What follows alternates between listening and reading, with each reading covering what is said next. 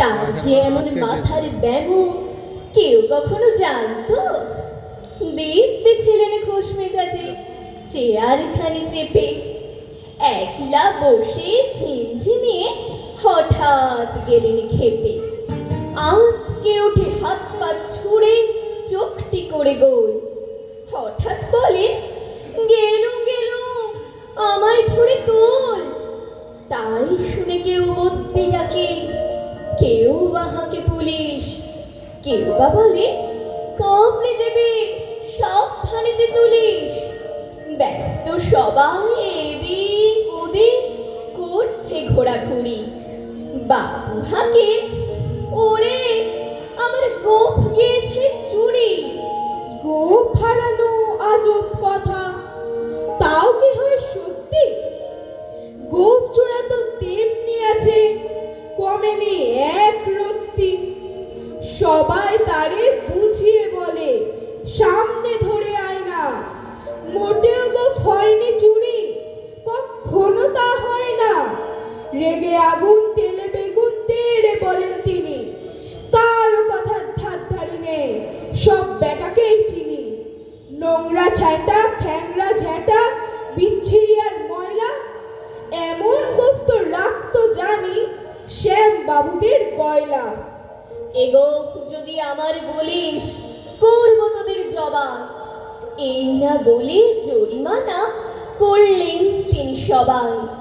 ভীষণ রেগে বিষম খেয়ে দিলেন লিখে খাতায়, কাউকে বেশি লাই দিতে নেই, সবাই চড়ে মাথায়।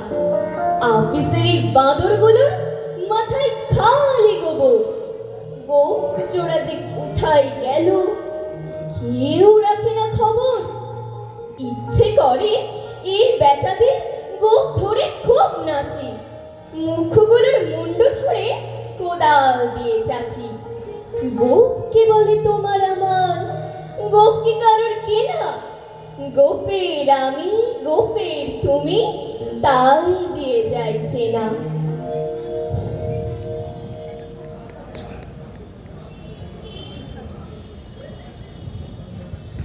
আমাদের উপস্থাপনায় রয়েছে কবি অতুল প্রসাদ সেন, অন্নদা শঙ্কর রায়, নীরেন্দ্রনাথ চক্রবর্তী এবং শঙ্খ ঘোষের কিছু কবিতা সম্ভার।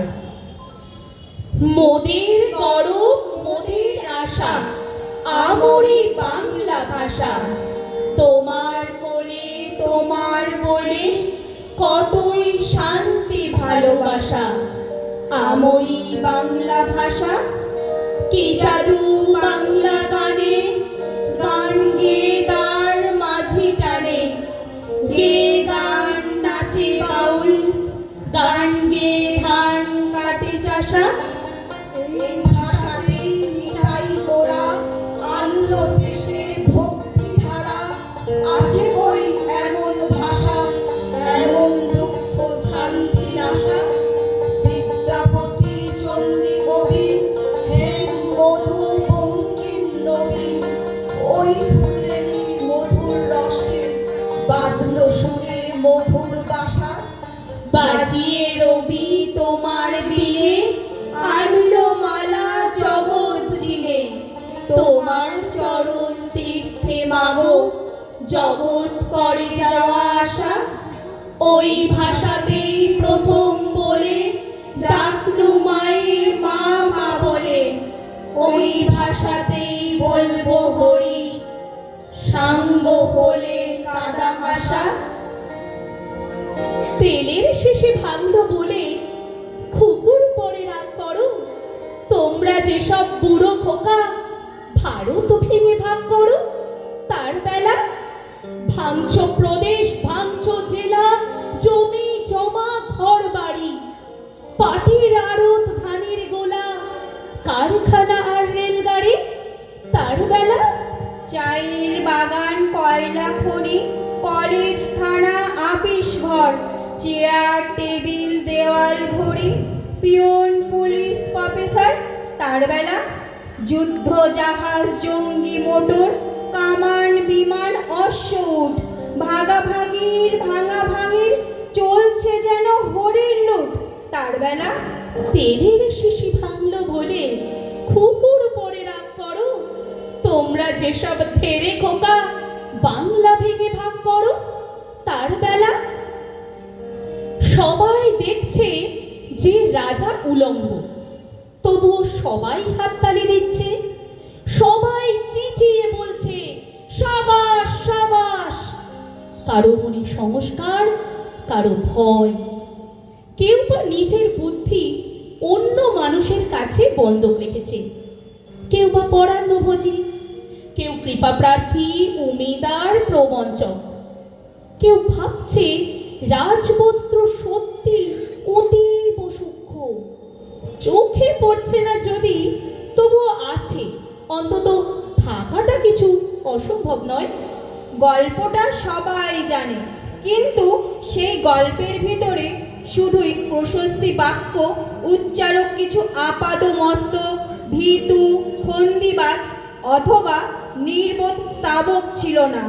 একটি শিশুও ছিল, সত্যবাদী, সরল, সাহসী একটি শিশু।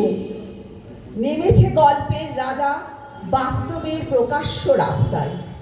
আবার হাততালি উঠছে মোহর, জমে উঠেছে স্তাবক বৃন্দের ভিড়। কিন্তু সেই ভিড়ের ভিতরে শিশুটিকে আজ কোথাও দেখছি না। শিশুটি কোথায় গেল? কেউ কি তাকে কোনো পাহাড়ের গোপন গুহায় লুকিয়ে রেখেছে, নাকি সে পাথর ঘাস মাটি নিয়ে খেলতে খেলতে ঘুমিয়ে পড়েছে কোনো দূর নির্জন নদীর ধারে, কিংবা কোনো প্রান্তরের গাছের ছায়ায়? যাও, তাকে যেমন করেই হোক খুঁজে আনো। সে এসে একবার এই উলঙ্গ রাজার সামনে নির্ভয়ে দাঁড়াক। সে এসে একবার এই হাততালি ঊর্ধ্বে গলা তুলে জিজ্ঞাসা করুক, রাজা তোর কাপড় কোথায়? লোকে আমায় ভালোই বলে, দিব্যি চলনসই।